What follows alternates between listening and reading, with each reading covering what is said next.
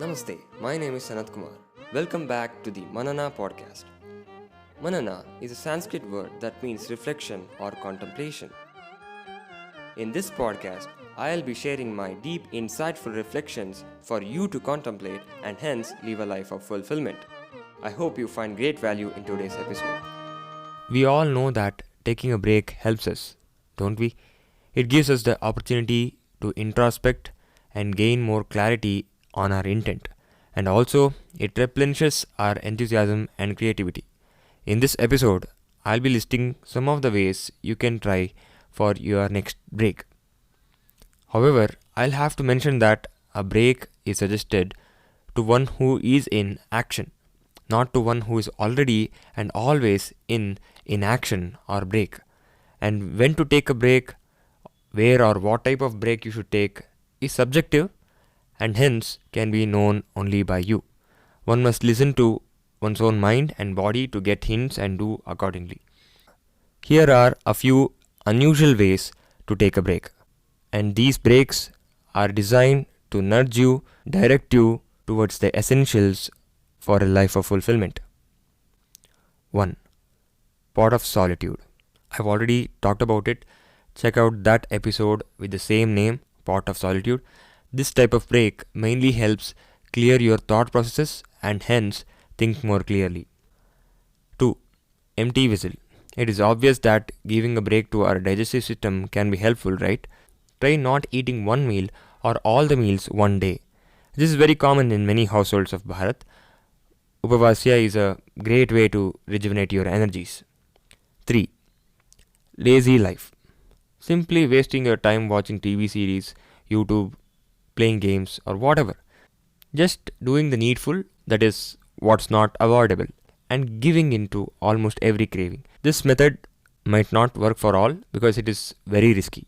One might easily fall into complacency forever if not careful. One more disadvantage of this method of taking a break is that the duration of the break will vary. It might be a few days, weeks or sometimes even months to get out of it. For me, it works wonders though. It works for me partially because even though during the lazy life break I pause or stop most of my active activities, my mind still keeps working on many things. I capture notes of everything at that time, nothing concrete, nothing enough to publish, but those notes will help me come out of the lazy life break when I decide to, and also that gives me a great comeback in terms of creative output. Of course, I don't completely abandon my keystone habits. They are always in place.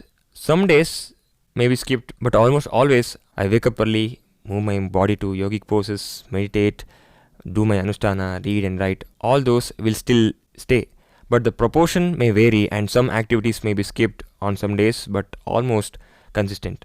Or even if I am completely off for a few days, I'll soon grab on to those keystone habits, and I think that is why it is not hard for me to break out of a lazy life break.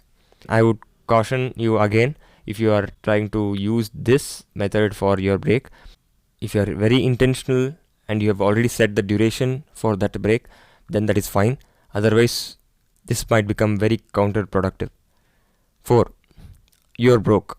So this is the method where you live like you don't have enough money to buy anything other than necessary. In this method, you need to be very frugal. Even though this is hard on you, this can act as a break when you're done with this period. It works for two reasons. One, you'll feel good for exercising your willpower and being in control of your urges and cravings. 2, by the end of this break, you'll have saved up money to actually buy something, and since you would have some thinking time, you will know what you need to buy that's actually useful and adds up to your process and life. 5. Dead. Living without any creative pursuits and work output. Living like a machine or a zombie. I mean, sure, you can enjoy a dinner with your family, have a moment, etc. But mainly this break is about the childlike artist in you. This break is about living as though that childlike artist in you is dead, or that there is no point in being aligned. This comes as a natural outcome for any artist striving for greatness in any creative pursuit. For me, the lazy life method is usually combined with this dead method, but not always.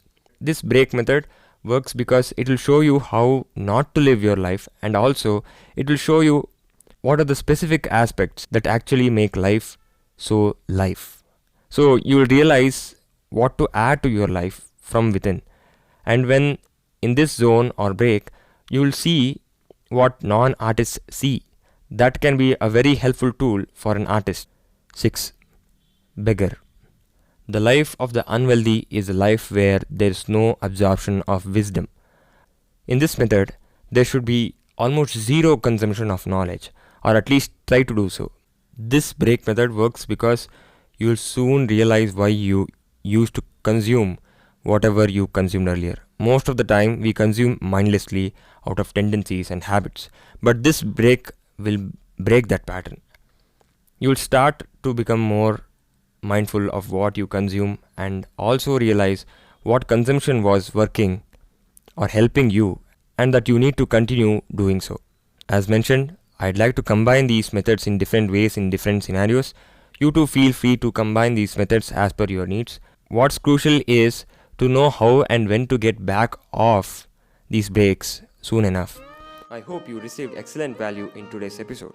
To know more, head over to sanatkumarnahibi.com, and if you haven't already, check out my book The Flower of Fulfillment. Thank you for listening, and I wish you have a great day.